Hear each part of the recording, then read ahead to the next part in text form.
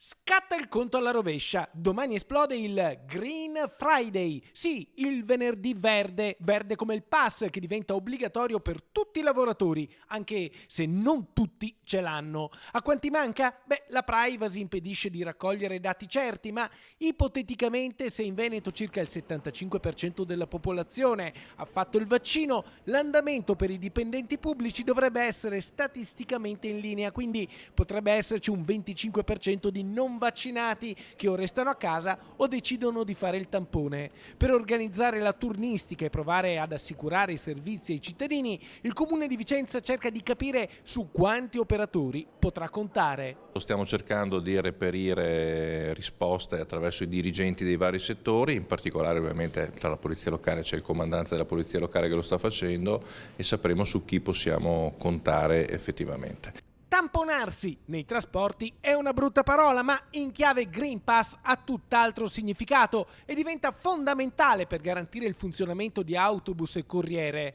Su 300 autisti SVT a rischio ce ne sarebbe poco meno di un centinaio che per lavorare dovranno appunto fare il tampone.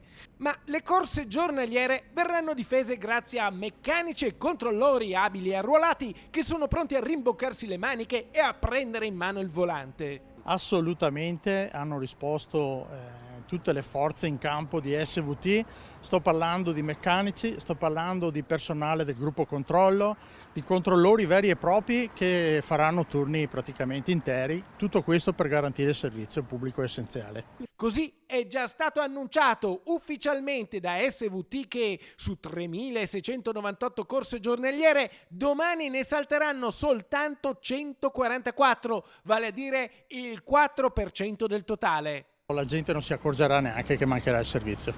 Ma il giorno peggiore forse non sarà venerdì. Le farmacie per i tamponi hanno il tutto esaurito e domenica non fanno servizio, quindi tutti i nodi potrebbero arrivare al pettine lunedì, che si preannuncia ad alto rischio per i servizi pubblici. Un vero e proprio giorno nero, un Black Monday. Poi vedremo anche quanto dura la necessità del Green Pass, perché se l'emergenza come sembra sta andando verso un miglioramento, perché i malati sono sempre di meno, le terapie intensive fortunatamente si stanno svuotando, in prospettiva sono anche ottimista per un ritorno alla normalità senza Green Pass.